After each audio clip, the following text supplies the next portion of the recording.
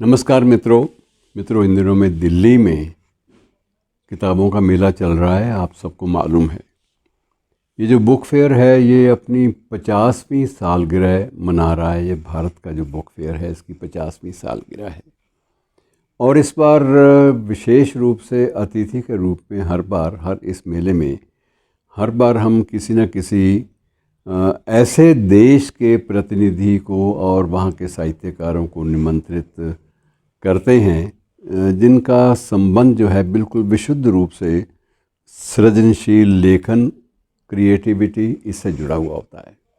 और इस पर ये सम्मान मित्रों फ्रांस के खाते में आया और फ्रांस के राजदूत तो थे ही, इसके अलावा फ्रांस के बहुत सारे जो प्रकाशक थे और बहुत सारे लेखक फ्रेंच भाषा के, वो भी इस मेले के उद्घाटन समारोह में प्रस्तुत हुए और बाकायदा एक अच्छा सुखद एहसास मिला कि हमारे इस book fair, national book fair, राष्ट्रीय पुस्तक मेला, इसको महत्व अंतर्राष्ट्रीय स्तर पर अब दिया जाता है और बहुत सारे देश रुचि रखते हैं। बहुत सारे विदेशी प्रकाशक भी इस अवसर पर अपने स्टॉल लगाते हैं।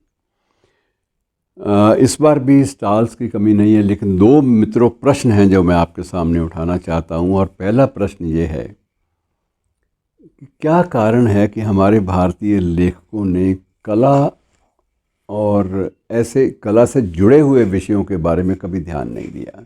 मसलन उदाहरण के तौर पर मूर्तिकार राम सुतार की बहुत सारी भव्य प्रतिमाएं हमारे देश में लगी हैं। दिल्ली में तो हैं ही हैं, अन्यत्र भी इनकी उपस्थिति इस बात का प्रमाण देती है कि राम सुतार हमारे देश के विख्यात मूर्तिकार हैं। लेकिन मूर्तिकला या राम सुतार पर कोई पुस्तक आज तक ना तो लिखी गई, ना प्रकाशित हुई और उनकी चर्चा भी नहीं होती, जबकि वो क्रिएटिविटी का प्रश्न है। यदि ऐसे हम इन चीज़ों की उपेक्षा करेंगे तो फिर हम सिर्फ वही बोसीदा किस्म की पब्लिकेशंस, वही पुरानी ढर्रे की जो किताबें हैं, प्रकाशन हैं, उन्हीं को ज़्यादा अधिमान देंगे। दूसरी बात जो कमी ज़्यादा ये लगती है कि मेरे पास एक विषय, मैं आपको बता रहा हूँ कि मुझे भी जब मैं इस विषय पर मनन किया, सोचा, तो मुझे भी लगा कि ये तो अछूता विषय है। और वह विषय था कि हमारे देश की सेना की जो अलग अलग रेजिमेंट्स हैं, उन सभी रेजिमेंट्स के, उन सभी सैनिक टुकड़ियों के बाकायदा अपने गीत हैं जिन्हें धुनों में बांधकर उसी रेजिमेंट के लोग अपने रेजिंग डे अर्थात अपनी स्थापना दिवस के अवसर पर गाते हैं। और सबसे बड़ी प्यारी बात और अच्छी बात सुखद ये है कि जब ये रेजिमेंटल सॉन्ग, रेजिमेंट का गीत जब गाया जाता है तो इसे अधिकारी वर्ग, टॉप के सीईओ से लेकर जवान तक सभी अधिकारी एक स्वर में इसका गायन करते हैं। ये कितनी बड़ी बात है। और उसमें क्रिएटिविटी भी होती है, लेकिन ये भी हम भूल जाते हैं कि इसमें ये जब गीत प्रचलित हुए थे तो इसमें सिर्फ कथा कहानियाँ नहीं थी।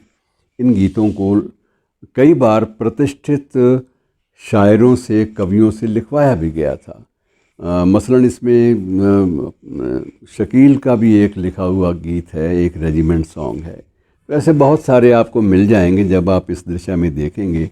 लेकिन मित्रों, उन रेजिमेंटल सॉन्ग्स के ऊपर कोई पुस्तक आज तक ना सोची गई, ना लिखी गई और ना ही प्रकाशित हुई, जबकि ये हमारे ज़िंदगी का, हमारे सेना के जवानों की ज़िंदगी का एक अहम, एक महत्वपूर्ण अंग है, जिसे हम भूल जाते हैं। क्योंकि हर गीत के पीछे कोई ना कोई दास्तान, जूझने की, संघर्ष की जुड़ी होती है, लेकिन उनका उल्लेख एक पुस्तकाकार में, एक पुस्तक के रूप में कभी नहीं आया। ऐसे ढेरों विषय हैं जो कभी भी हमारे लेखक या हमारे शोधार्थी और हमारे प्रकाशक छूते भी नहीं हैं। एक और जो महत्वपूर्ण बात जिसका मैं उल्लेख करना चाहता हूँ कि इतने बड़े मेले में जब अंत में समरी आएगी, आप ज़रूर ध्यान दीजिएगा, जब अंत में उसकी जो उपलब्धियां हैं उनके ऊपर आलेख आएंगे, तो उन आलेखों में एक बात आपको बहुत चुभेगी कि अभी भी हमारे लोगों को किताबें ख़रीद कर पढ़ने की आदत नहीं हो पाई, हम नहीं पैदा कर पाए।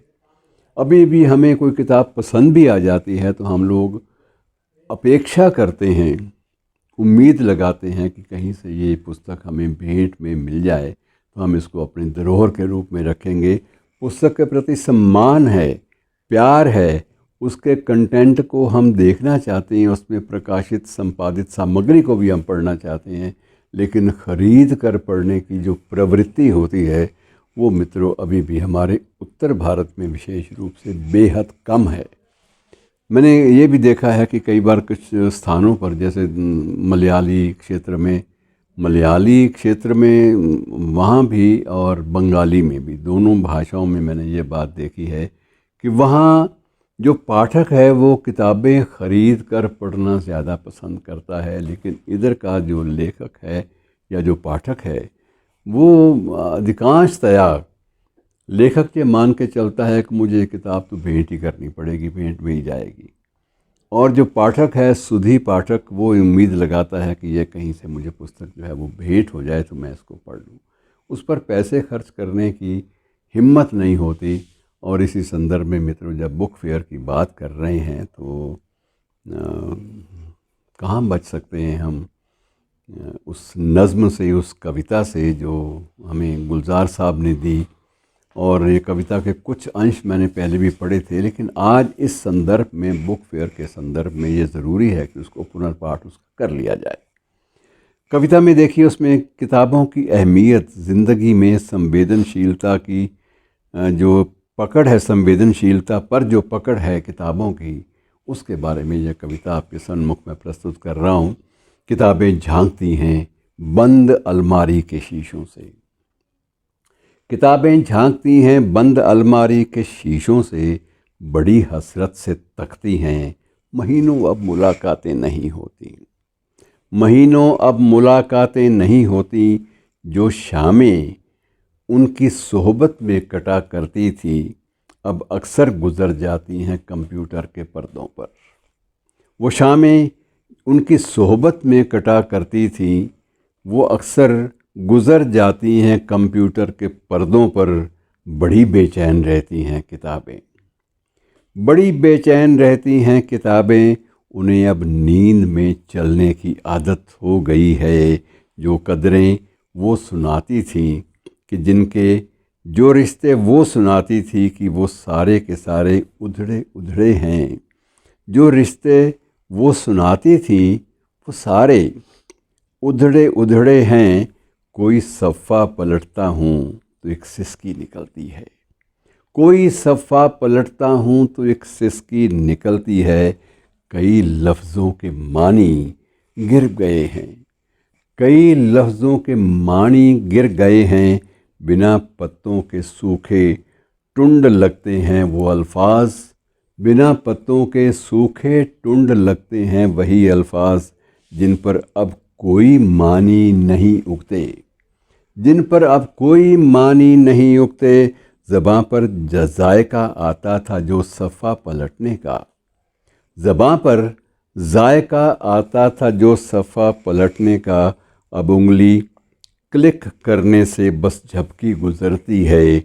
और किताबों से जो ज़ाती राबता था, व्यक्तिगत संबंध, किताबों से जो ज़ाती राबता था कट गया है। किताबों से जो ज़ाती राबता था कट गया है। कभी सीने पर रख के लेट जाते थे, कभी सीने पर रख के लेट जाते थे, कभी गोदी में लेते थे, कभी घुटनों को अपने रेहल की सूरत बनाकर नीम सजदे में पड़ा करते थे, छूते थे ज़मीं से। मगर वो जो किताबों में मिला करते थे सूखे फूल, मगर जो किताबों में मिला करते थे सूखे फूल और महके हुए रुक्के, किताबें मांगने, गिरने, उठाने के बहाने रिश्ते बनते थे। किताबें मांगने, गिरने, उठाने के बहाने रिश्ते बनते थे। उनका क्या होगा वो शायद अब नहीं होंगे। किताबें झांकती हैं बंद अलमारी के शीशों से बड़ी हसरत से तकती हैं, महीनों अब मुलाकातें नहीं होती।